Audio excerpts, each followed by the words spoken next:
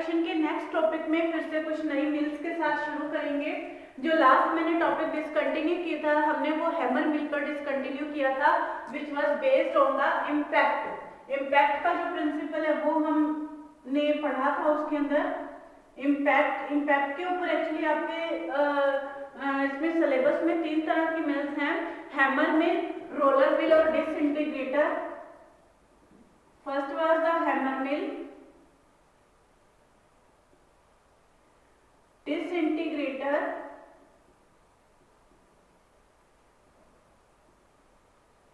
Roller mill.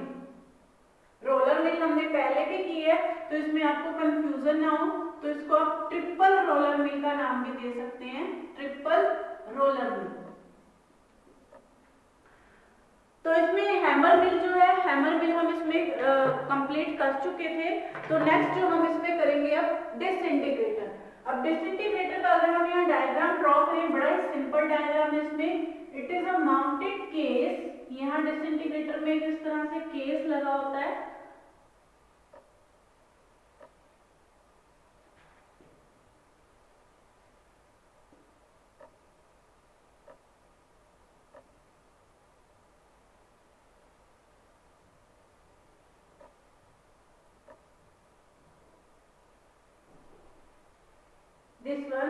This is a mounted case. उस mounted case में यहाँ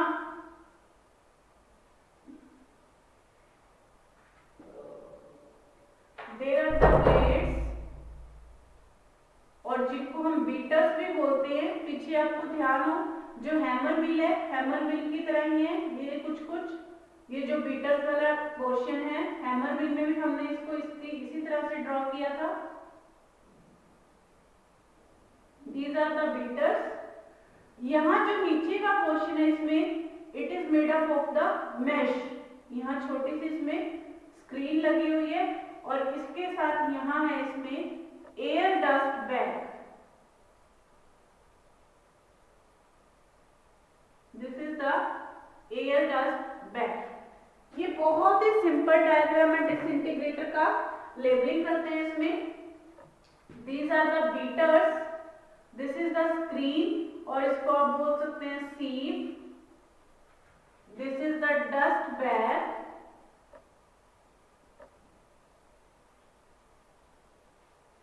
this is the mounted case,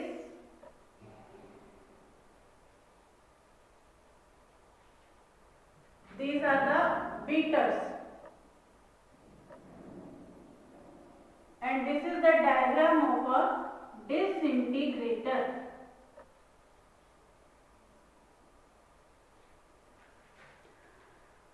based वही किसके ऊपर बेस्ड है, सेम जो इसका प्रिंसिपल है। Principal it is also based on the impact. Impact के ऊपर ही हैमर मिल डिसइंटीग्रेटर बेस्ड है। इसकी वर्किंग में क्या है, कंस्ट्रक्शन पढ़ते हैं पहले।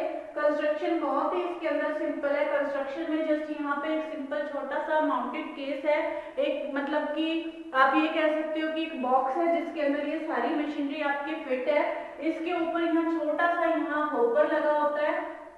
दिस इज द होपर, जिसके थ्रू जो है आपकी ड्रग है इसमें से फीड की जाएगी। From there the drug will be entered, और साइड पे यहाँ डस्ट बैग लगा हुआ है। वर्किंग मेरे ख्याल से काफी कुछ इसमें क्लियर हो चुकी होगी आप लोगों को कि इसमें क्या होता है कि इसमें होपर के थ्रू आपके जो मटेरियल है वो मटेरियल होपर के थ्रू आपका इसके अंदर एंटर होता है।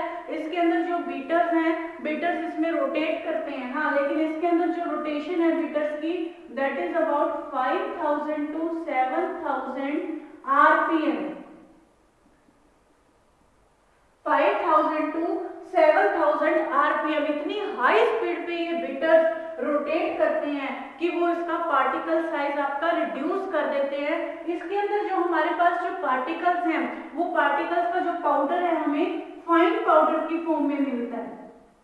फाइन पाउडर जो है पार्टिकल साइज सबसे छोटा, फाइन पार्टिकल जो साइज है वो सबसे छोटा साइज होता है। आगे जब हम इसमें साइज सेपरेशन का टॉपिक पढ़ेंगे तो उसमें मैं आपको एक पूरा चार्ट करवाऊंगी कि पार्टिकल साइज को हम कैसे स्टडी करते हैं।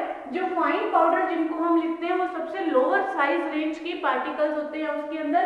तो वो जो फाइन पाउडर है वो हमें डिसइंटीग्रेटर से यही एक डिसएडवांटेज है, ये सारा सिस्टम ये क्लोज्ड है।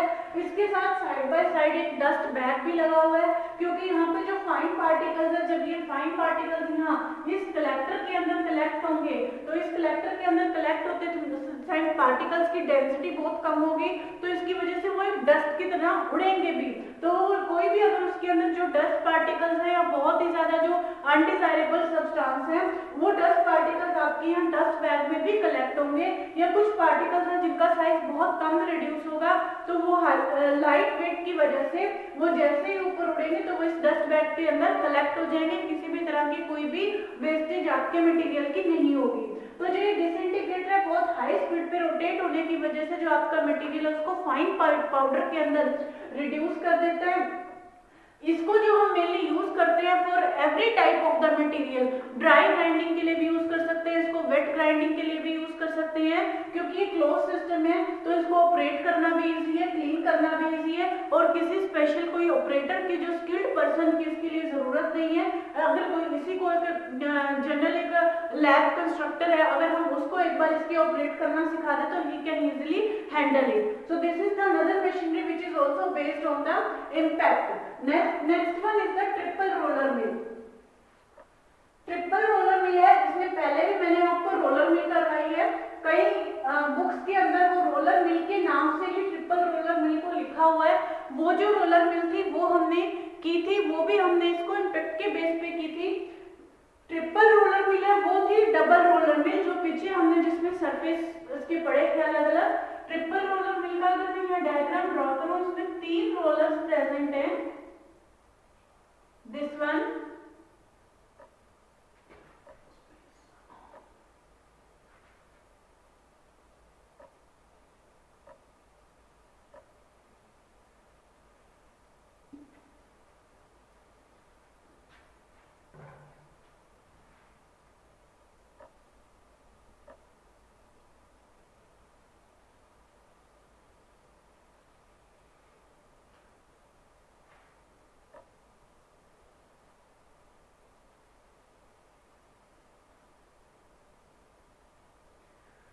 ट्रिपल रोलर में इससे ज्यादा भी रोलर हो सकते हैं, जरूरी नहीं है कि ये 3 ही होंगे, इससे ज्यादा भी मल्टीपल रोलर मिल भी हो सकती है।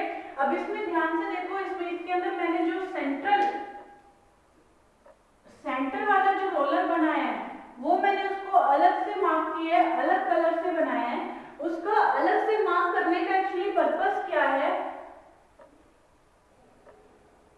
ये जो रोलर्स हैं जिस डायरेक्शन में ये रोलर मूव करेंगे उससे अपोजिट डायरेक्शन में ये रोलर मूव करेगा।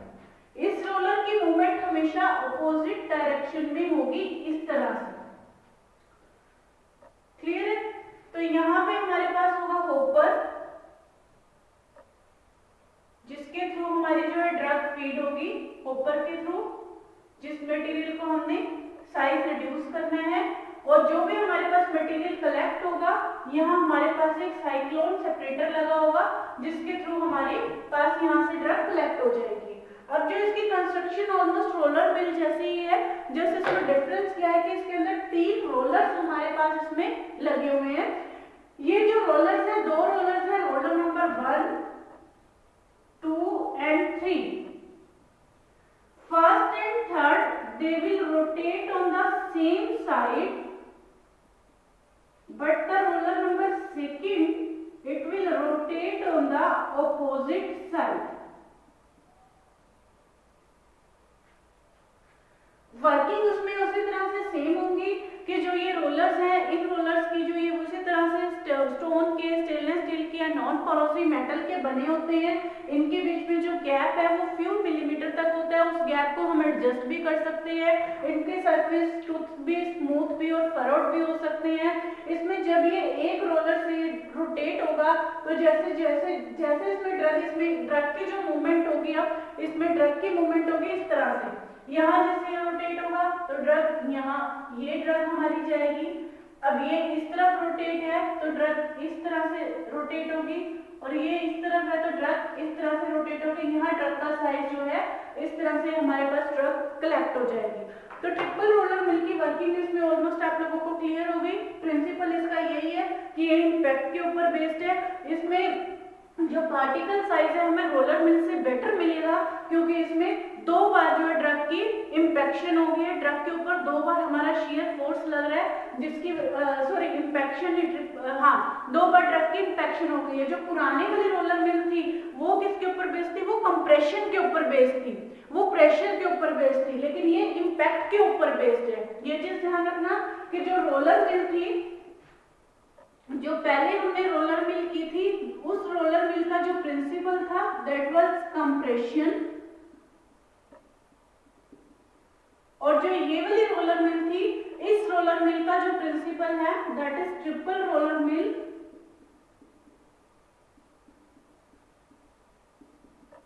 इसका जो प्रिंसिपल है दैट इज इंपैक्ट। तो ये जो ट्रिपल रोलर मिल है ये भी हम सभी तरह के मटेरियल्स के लिए ऑलमोस्ट यूज कर सकते हैं, लेकिन इसको हम मेनली जो वोलेटाइल सब्सटेंस है, जो थर्मोलेबाइल सब्सटेंस है उनके लिए यूज नहीं करते, क्योंकि रोलिंग में या इंफेक्शन में क्या होता है कि थोड़ा टेम्परेचर इंक्रीज होता है, जिसकी वजह से थर्मोलेबाइल जो ड्रग्स होती हैं उनकी स्टेबिलिटी चेंज हो सकती है। तो next one is the ball mill. जो लास्ट आपकी 2 मिल्स रह गई हैं इसमें, बॉल मिल और फ्लूइड एनर्जी मिल।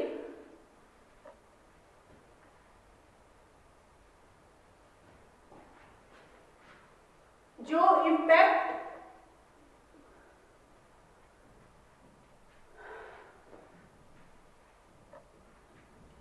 एट्रिशन के ऊपर बेस्ड है, इंपैक्ट एंड एट्रिशन दोनों के ऊपर बेस्ड है।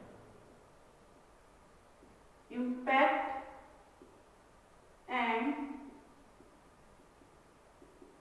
एट्रिशन दोनों के ऊपर बेस्ड है, combined of impact and attrition. सबसे पहले इसके अंदर ball mill,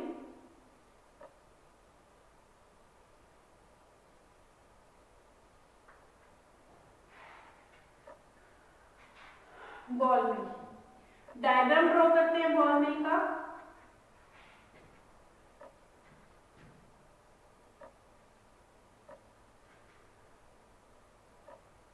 this one is a metallic cylinder.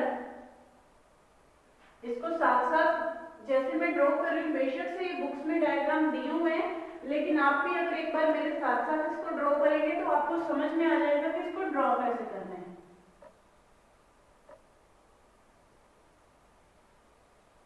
This one is a metallic cylinder. There are the balls of different size. ये balls हैं,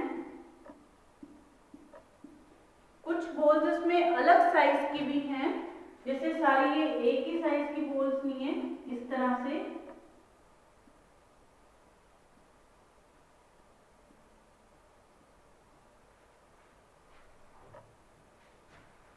अलग अलग कलर में इसलिए यूज कर रही हूँ ताकि समझ में आ जाएगी आपको कि एक ही तरह की बॉल्स नहीं है इसके अंदर। दिस जो ये आपकी मशीनरी है, it is mainly mounted on a rotating shaft. बहुत सिंपल वर्किंग है इसकी।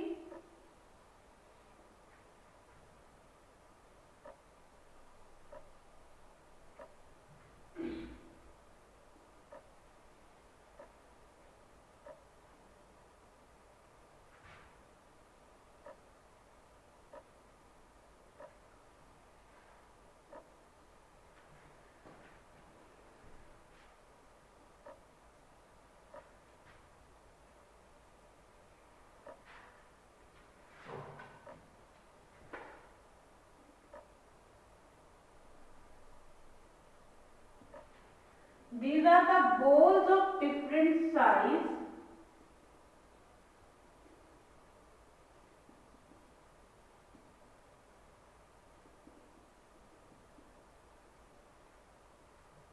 This is the metallic cylinder.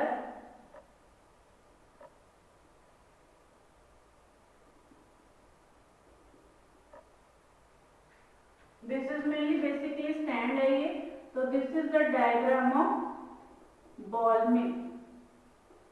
ये आपकी बॉल मिल है जिसको हम मेनली लैब स्केल के ऊपर या इसको हम जो इंडस्ट्रियल स्केल के ऊपर हम इसको यूज करते हैं। रूटीन में आप देखोगे फार्मेसी की सभी लैब्स में ये मिल जाएगी और इसका ऑपरेट करना, हैंडल करना, क्लीन करना बहुत ईजी है। अब इसकी कंस्ट्रक्शन करते हैं। What is the principle and construction? What is the principle of the ball mill? Principle है इसका इम्पैक्ट एंड एट्रिशन। इम्पैक्ट मैंने आपको पहले भी बताया था कि जब कोई एक चीज स्टेशनरी रहे और दूसरी चीज मूव करके उसके ऊपर चोट करती है, that is called as the impact. और एट्रिशन होता है कि जब दोनों चीजें मूव करें, जो पार्टिकल है जिनको आपने जो ड्रग है जिसका साइज रिड्यूस करना है वो भी मूव करे और जब आपकी मशीनरी भी मूव करे, that is called as the attrition. अब इसकी कंस्ट्रक्शन करते हैं। कंस्ट्रक्शन में एक्चुअली क्या होता है कि इसके अंदर ये एक मेटालिक सिलेंडर है। मेटालिक सिलेंडर पहले भी मैंने आपको बताया कि जो भी हम ये मिल्स बनाते हैं, उन मिल्स को बनाने के लिए, उन मिल्स की हम नहीं बनाते एक्चुअली, जो भी कंस्ट्रक्शन की जाती है इसकी, उनके लिए हमेशा नॉन कोरोसिव मेटल यूज किया जाता है। नॉन कोरोसिव मेटल यूज करने का पर्पस ये है कि they must be the non reactive. हमें ये भी ध्यान रखना पड़ेगा कि जो हमारी मिल है वो केमिकली इनएक्टिव होनी चाहिए, कि हमारे जो ड्रग सब्सटेंस है उनके साथ किसी भी तरह की कोई केमिकल रिएक्टिविटी ना हो, ताकि उनकी जो स्टेबिलिटी है वो मेंटेन रहे। तो इसमें क्या है कि जो मेटालिक सिलेंडर है, मेटालिक सिलेंडर के अंदर डिफरेंट साइज की इसके अंदर बॉल्स प्रेजेंट है। अगर आप इसमें बॉल की जगह इसमें बार्स, जो रोड्स हैं वो भी यूज कर सकते हैं। इसके अंदर पेबल्स भी यूज कर सकते हैं। अगर बार्स यूज करेंगे तो it is called as the bar mill. अगर पेबल्स यूज करेंगे तो it is called as the pebble mill. लेकिन इसमें जो रोलर मिल है, जो बॉल मिल है, that will provide the better result as compared to the bar mill or the pebble mill। अब इसमें जो हम बॉल्स हैं वो हम डिफरेंट साइज की क्यों लेते हैं? देखिए, अगर हम एक ही साइज की बॉल लेंगे, इसके अंदर ये मैंने एक ही साइज की बॉल बनाई है, तो एक ही साइज की बॉल बनाने की वजह से यहाँ पे जो बीच में है वॉइड खाली स्पेस रह जाएगी, इसको हम क्या बोलते हैं? वॉइड। तो वॉइड की वजह से क्या होता है कि जो मटेरियल है जो इन बॉल्स के बीच में होगा उसका पार्टिकल साइज रिड्यूस नहीं होगा, लेकिन अगर इसके बीच में एक छोटे साइज की बॉल होगी तो उसकी वजह से वॉइड की स्पेस कम हो जाएगी, तो मटेरियल के ऊपर हिट करने के, इंपैक्ट करने के या एट्रिशन इफेक्ट होने के चांसेस ज्यादा हो जाएंगे, जिसकी वजह से जो आपका जो ड्रग है उसका पार्टिकल साइज बेटर रिड्यूस होगा। दूसरी चीज इसको जो ध्यान में रखनी है कि इस मिल को जो हमने रोटेट करना है, जो इसकी वर्किंग करनी है, जो इसकी स्पीड है, it not be much high और इट नॉट बी मच लो। क्योंकि अगर देखो इसमें अगर स्पीड ज्यादा होगी तो स्पीड ज्यादा होने की वजह से क्या होगा, जो आपकी बॉल्स हैं वो बॉल्स आपकी सिलेंडर के साथ साथ ही जो सिलेंडर की लाइनिंग्स है या सिलेंडर की वॉल है उस सिलेंडर के साथ साथ ही मूव करनी शुरू हो जाएंगी, जिसको हम बोलते हैं कैस्केडिंग इफेक्ट। वो सिलेंडर की जैसे इसी एरिया में रहेंगी, जब सिलेंडर मूव करेगा तो वापस सिलेंडर की वॉल्स के साथ साथ मूव करेंगी, जिसकी वजह से वो ये क्या प्रोड्यूस करेगा, अगर हाई स्पीड होगी, if the wheel will rotate at very high speed, तो इसकी वजह से क्या करेगा वो, it will produce the cascading effect. इसको हम बोलते हैं कैस्केडिंग इफेक्ट। और अगर व्हील हमारी स्लो स्पीड होगी, बहुत स्लो स्पीड से रोटेट करेगी, तो इसमें हमारे पास क्या हो, it will give the sliding effect. तो दोनों केसेस में जो पार्टिकल साइज है वो बेटर रिड्यूस नहीं होगा। तो कैस्केडिंग इफेक्ट में क्या होगा कि balls they will rotate along the lining of the walls of the cylinder, और sliding effect और अगर slow speed होगी तो वो ball it will rotate, they will slide with the metallic cylinder। तो दोनों ही केसेस में it will affect the size reduction of the drug। तो इसमें वर्किंग तो आपको इसमें काफी कुछ क्लियर समझ में आ गई होगी कि इसमें हम जो मिल है, बॉल मिल है, इसमें सिलेंड्रिकल मिल है, ये जो सिलेंडर है ये तो फिक्स है, इसको हम इस माउंटिंग, इस शाफ्ट के इस तरह से यहाँ रोटेट होती है शाफ्ट के ऊपर। इस शाफ्ट के ऊपर जैसे ही एक पर्टिकुलर और प्रॉपर ऑप्टिमम स्पीड के ऊपर इसको रोटेट किया जाता है, जो बोल्स हैं बोल्स अपना इम्पैक्ट और एट्रिशन इफेक्ट प्रोड्यूस करती हैं, जिसकी वजह से जो आपकी ड्रग है उसका पार्टिकल साइज रिड्यूस हो जाता है। उस ड्रग को आप निकाल के उसमें आप अलग से सीविंग करके different different particle size range के जो है पाउडर वो ऑब्टेन कर सकते हैं। अब इसमें की जो मेनली एडवांटेजेस क्या होंगे, देखिए एक तो ये क्लोज्ड है, क्लोज लिड है, तो इसके केस में अगर आप कोई चाहो तो थर्मोलेबाइल ड्रग है उसका भी साइज रिड्यूस कर सकते हैं, क्योंकि थर्मोलेबाइल ड्रग का क्या होगा कि इसमें बहुत ज्यादा स्पीड नहीं है, स्पीड ज्यादा ना होने की वजह से हीट कम जनरेट होगी, जिसकी वजह से थर्मोलेबाइल जो ड्रग है उसकी थर्मोस्टेबिलिटी मेंटेन रहेगी। सेकेंड फैक्टर है, इसको हम स्लो मतलब ड्राई ग्राइंडिंग के लिए भी यूज कर सकते हैं। अगर किसी ब्रिटल ड्रग का या किसी हार्ड ड्रग का आपको साइज रिड्यूस करना है तो उसके लिए भी यूज कर सकते हैं।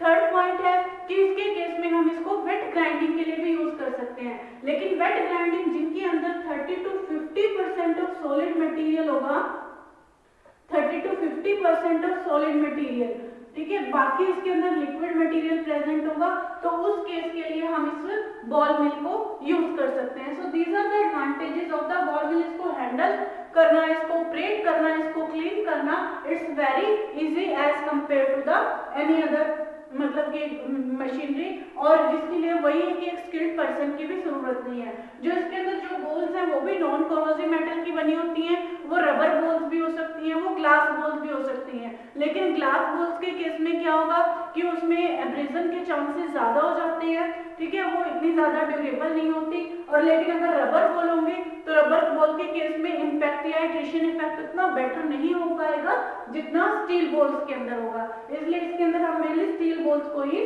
प्रेफर करते हैं। Last but not least it is the fluid energy meal.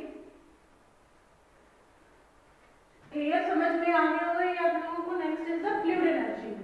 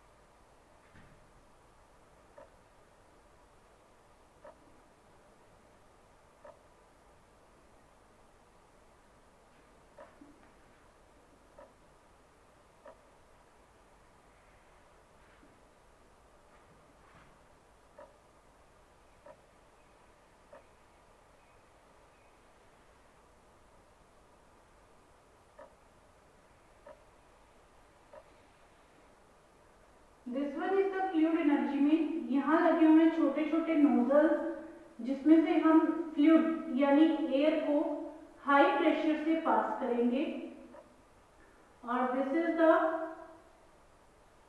To feed the material, solid material, feed solid material.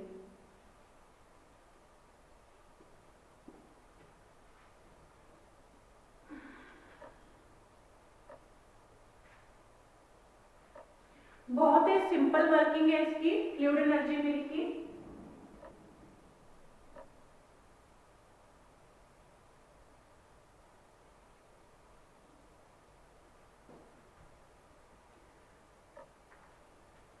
Fluid energy मील, यहां से ही आपका मटेरियल इसमें फ्लो करेगा।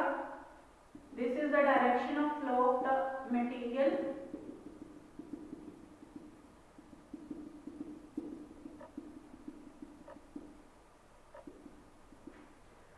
This one is the direction. Here the compressed air,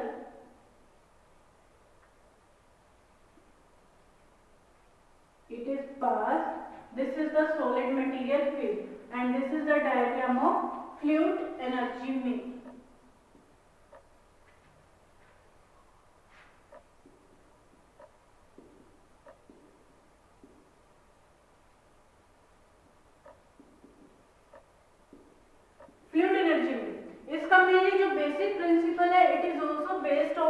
impact and attrition, working जो है इसकी fluid energy मिल की, that is also, इसके अंदर एक चीज रह गई है जो इसके अंदर ये है, यहाँ it is there is the cyclone separator, there is the cyclone separator,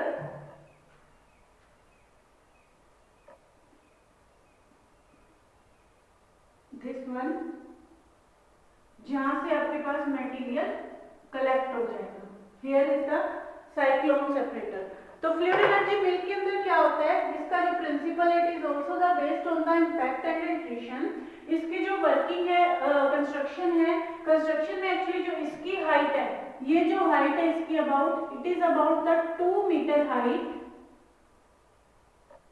it is around 2 metre, और जो इसका जो ये डायामीटर है, it may be from the few centimetre, few millimetre to the few centimetre, it is from the few millimetre, यही लिख सकते हो।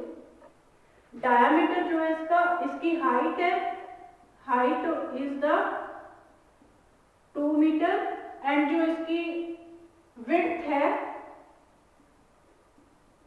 Width is the few millimeter to few centimeter, millimeter नहीं होगी, sorry, it is few centimeter,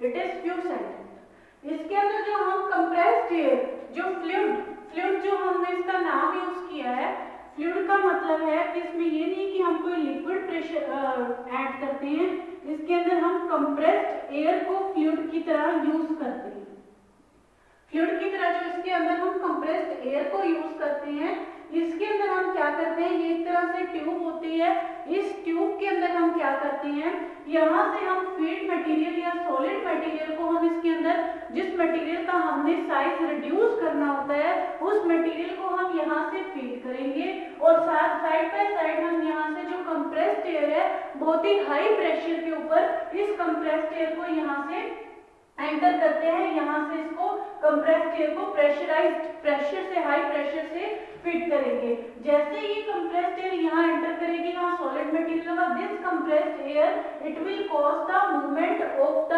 drug particles in this direction, and these particles they will rotate in this direction, as the particles they will move, they will strike with each other, एक तरह से जो collision property है, particles एक दूसरे से collide करेंगे, एक दूसरे से कोलिज करेंगे, कुछ पार्टिकल्स जो है ये अपने ट्यूब्स के जो साइड वॉल्स हैं उसके साथ भी कोलाइड करेंगे, उस कोलिजन की वजह से क्या होगा कि जो पार्टिकल का साइज है वो रिड्यूस हो जाएगा। जो इसमें फाइन पार्टिकल्स है, वो फाइन पार्टिकल्स इसमें, ये थोड़ा सा इसको मैंने गलत बनाया एक्चुअली, ये थोड़ा सा यहाँ स्लांटिंग होना चाहिए इस तरह से, ठीक है। ये जो पार्टिकल्स हैं, ये जो पार्टिकल्स हैं इसमें फाइन पार्टिकल्स हैं, वो फाइन पार्टिकल इसमें यहाँ से ऑटोमेटिकली अपने आप कलेक्ट होते जाएंगे, और यहाँ साइक्लोन सेपरेटर लगा है, उस साइक्लोन सेपरेटर से आप उस मटेरियल को सेपरेट आउट कर सकते हो, फाइन पार्टिकल्स को सेपरेट कर सकते हो। तो वर्किंग इसके दोबारा रिपीट करते हैं कि as first of all the compressed air at the very high pressure it is entered from the base of the apparatus, as this compressed air it is the entered at very high pressure, it will cause the rotation of the solid material whose